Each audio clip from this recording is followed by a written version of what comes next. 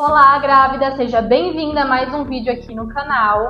Hoje nós vamos falar sobre violência obstétrica. Você sabe reconhecer todos os tipos de violência obstétrica e sabe também como fugir delas? Eu sou Bia Batista, a doula que Descomplica, e eu vou te ajudar a entender mais sobre esse assunto. Para a gente começar a falar sobre esse assunto, eu quero trazer para vocês um estudo inédito que foi feito pela Fiocruz. E ele foi uma pesquisa de 2021 a 2023, que saiu recentemente em 2025, sobre violência obstétrica nas maternidades. Essa pesquisa trouxe dados assustadores, porque revelou uma taxa gigantesca de violência obstétrica em mais de 20 maternidades do Rio de Janeiro. Cerca de 2/3 das mulheres entrevistadas nessa pesquisa sofreram algum tipo de violência obstétrica, sendo que esse estudo entrevistou quase 2.000 mulheres em 18 municípios lá do Rio de Janeiro. Ah, Bia, mas está falando do Rio de Janeiro? Sim, porque isso é um retrato de todo um sistema obstétrico que ocorre aqui no nosso país, no Brasil. Não se engane achando que isso é uma coisa exclusiva do estado do Rio de Janeiro, porque não. Infelizmente, isso acontece em muitas maternidades do nosso país. Muitas, posso dizer quase todas. Então, se você quer ter uma experiência de parto positiva, se você é aquela mulher que pretende chegar no parto sem medo de sofrer alguma violência obstétrica, dominando o processo, dominando o parto, sabendo exatamente o que fazer, esse vídeo é para você. Será que você já se perguntou por que esses números são tão altos? Existem também outros estudos. Esse eu trouxe porque é um mais recente, mas tem também estudos que pegam, parcelas do Brasil inteiro para trazer como base. E nesses estudos também revela que cerca de 1/3 das mulheres sofrem violência obstétrica. Ou seja, isso é um número muito alto, é muito grande. Às vezes você tá pensando, acontece com os outros, mas comigo não vai acontecer. E esse é um grande erro, porque muitas mulheres, principalmente as primíparas, que estão na primeira gestação, não sabe, não conhece a maternidade, vai ganhar bebê no SUS, no plantão, não conhece os profissionais e acabam passando por situações traumáticas. Eu tô aqui para te revelar o porquê que esses números são tão altos. Primeiro e a principal causa é a falta de preparo da mulher. Se você está grávida, já iniciou o seu pré-natal, provavelmente você já percebeu que o pré-natal não é aquilo para acolher a mulher, explicar o passo a passo da gestação, do parto, não. Geralmente você vai numa consulta pré-natal, que é uma consulta super rápida, os médicos fazem os exames que eles realmente precisam fazer, por exemplo, a medição da altura uterina, ouvir os batimentos fetais, medir a pressão da mãe, te passa mais exames para você fazer, por exemplo, ultrassom, exame de sangue e acabou a consulta. Dificilmente vai ter um médico com tempo suficiente para sentar com você e te explicar o passo a passo do parto. Que você precisa saber para fazer o seu parto fluir de forma melhor, para você evitar violências obstétricas, geralmente isso não acontece. E, infelizmente, essa falta de preparo e de informação adequada, informação de qualidade para as mães, para as gestantes, é o que lá no final da gestação, no trabalho de parto, vai resultar em violência obstétrica. Se você não quer passar por isso, você vai assistir esse vídeo até o final comigo. Eu vou te revelar quais são os tipos de violência para você e seu acompanhante já ficar de olho aberto. Então vamos lá aos tipos de violência obstétrica. Primeiro nós temos a manobra de Fristeler. Não sei se você já ouviu falar, provavelmente você não ouviu nesse nome, mas você já pode ter visto isso em algum filme, alguma novela. Que consiste o quê? Qual é a manobra de Fristeler? Algum profissional da saúde ajudar o bebê a sair com força física, Então consiste em empurrar o fundo do útero. Essa parte aqui, onde fica mais ou menos o estômago, essa parte superior da barriga. Então vai empurrar o fundo do útero manualmente, ou assim com o pulso, ou então com o braço inteiro. E tem gente que chega a subir em cima da mulher. Não autorize isso. Essa manobra ela já foi proibida porque não traz benefício nenhum, além de poder trazer riscos tanto para o bebê quanto para a mãe, até quebrar uma costela, por exemplo. Então não aceite de forma alguma essa manobra, não deixe ninguém fazer essa pressão no fundo do seu útero na hora do expulsivo, na hora do bebê sair da sua barriga. Número 2 é a episiotomia, não sei se você já ouviu falar. É um corte feito no períneo da mulher, sim, um corte feito lá naquele negocinho barriguinha para ajudar o bebê a sair. Essa é a desculpa, pelo menos. Tem muita contradição em cima da episiotomia, diferente da manobra de Piffer, ela não foi 100% proibida, mas eu vou te passar a recomendação da Organização Mundial da Saúde. A Organização Mundial da Saúde diz que ela não deve ser feita de forma rotineira. O que é isso? Não deve ser feita para todas as mulheres. Não deve ser um protocolo padrão da maternidade. Por exemplo, aqui nessa maternidade, quando a mãe está expulsando o bebê, nós fazemos episiotomia toda. Então não deve ser feita assim, de forma rotineira, mas a Organização Mundial da Saúde diz que ela pode ser feita em casos específicos, tá? Por exemplo, quando houver risco para a mãe ou para o bebê precisa nascer logo. Então tem essa autorização da Organização Mundial da Saúde. Mas como você vai saber se realmente é necessário? Infelizmente, nós não temos dados especificando em quais situações que a episiotomia ela pode ser necessária. A gente sabe que quando tem sofrimento fetal, mas alguns médicos usam também a episiotomia para evitar lacerações mais graves, como laceração de 3º e 4º grau. Porém, não tem estudos que comprovem que a episiotomia evita esse tipo de laceração, porque em muitos casos a episiotomia é feita e mesmo assim, na hora do bebê passar ali pelo períneo da mãe, ele ainda continua rasgando, além da episiotomia. Ou seja, tem alguns estudos que dizem que a episiotomia ajuda, até facilita, para que ocorra lacerações de 3º ou 4º grau.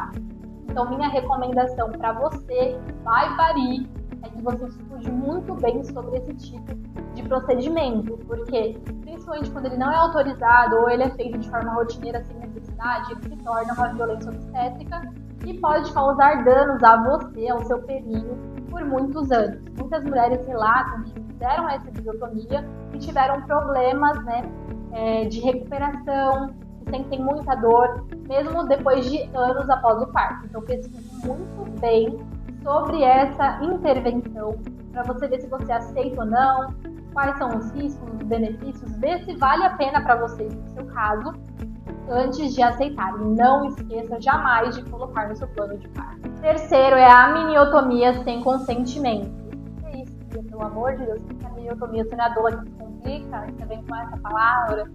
Essa é a palavra técnica que usam para estourar a bolsa. Então, a amniotomia nada mais é do que estourar a sua bolsa. Mas, quando esse procedimento é feito sem o consentimento da mãe, ele acaba se tornando um tipo de violência obstétrica. Porque em muitos casos a bolsa não precisa ser estourada. A bolsa geralmente se rompe sozinha antes do trabalho de parto, durante o trabalho de parto, ou às vezes nem tem necessidade e os bebês nascem pelicados. É raro acontecer, mas eu sei que você já deve ter visto algum bebê que nasceu ali dentro da bolsa amniótica. Então não tem a necessidade de estourar em muitos casos, só em casos muito específicos tem essa necessidade. E quando ela é feita sem o consentimento, ou seja, sem explicar para a mãe o motivo pelo qual ela vai ser feita, sem explicar para a mãe a razão, os riscos e benefícios, ela acaba se tornando também um tipo de violência obstétrica. Número 4, a gente tem os toques vaginais frequentes.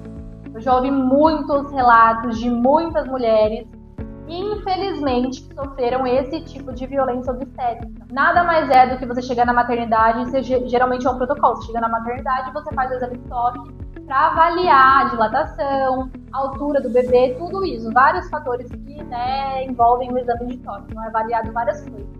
Mas, quando esse exame de toque ele é feito com muita frequência, ele acaba se tornando um tipo de violência obstétrica.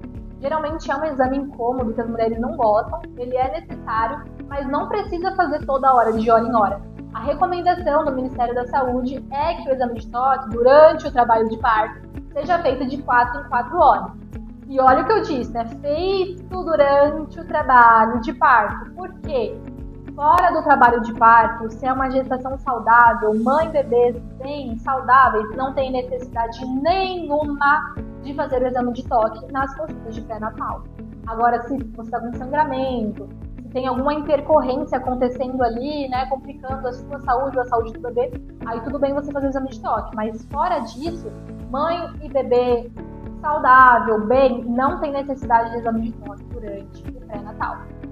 Só durante o trabalho de parto e ainda com essa recomendação, que ele seja feito de 4 em 4 horas. Eu já ouvi relatos de mulheres que chegaram na maternidade e aí fez o exame de toque, daqui uma hora veio um outro profissional profissional fazer o exame de toque, daqui uma hora outro profissional fazer o mesmo exame de toque, isso no intervalo de poucas horas. Então isso não deve ser feito, não tem benefício nenhum, não traz benefício nenhum, além de poder atrapalhar. Porque pensa, vem um profissional, avalia o seu colo, está com 2 centímetros de dilatação. Daqui a pouco vem um, avalia, você continua com 2 centímetros de dilatação. Aí vem o terceiro, você já espera alguma mudança ali no colo e ela não existe. Vem o terceiro, ele faz o exame de toque, você continua com 2 centímetros de dilatação. Isso, você querendo ou não, afeta o seu psicológico. Você pode pensar que o trabalho de parto não está evoluindo, que não vai evoluir, que você está sentindo uma dor à toa, suas contrações estão sendo à toa porque não está te levando a nada.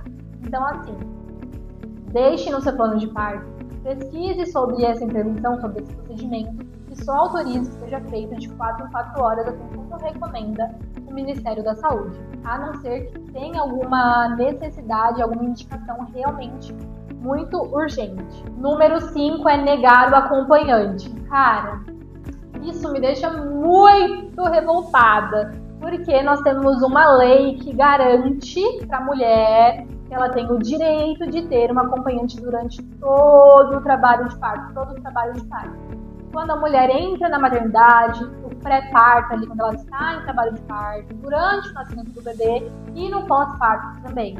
E, infelizmente, hoje no Brasil, nós temos muitas maternidades que não cumprem o básico da lei. E aí elas impedem o acompanhante de entrar ou deixam restrições. Por exemplo, o acompanhante só vai entrar quando o bebê já estiver nascendo. Então a mulher passa todo o trabalho de parto sozinha, desamparada. E aí só quando o bebê já está no expulsivo, já nascendo, que o acompanhante pode entrar. Ou então em outras maternidades, o bebê nasceu e aí no pós-parto o acompanhante tem que ir embora, a mulher tem que ficar sozinha. Gente, isso não existe, isso é lei. E vocês devem conhecer os seus direitos para que vocês consigam lutar por eles. Uma dica que eu dou, porque assim, quando a gente está em trabalho de parto, é ruim a gente ficar lutando pelos nossos direitos durante o processo. Então eu recomendo para você que você faça essa pergunta antes de entrar em trabalho de parto. Ou seja, vá visitar a maternidade, pergunta como são os protocolos de lá. E se em algum momento você perceber que eles vão proibir o seu acompanhante, você pode buscar uma outra maternidade, uma cidade mais próxima, para que isso não aconteça e não ocorra com você.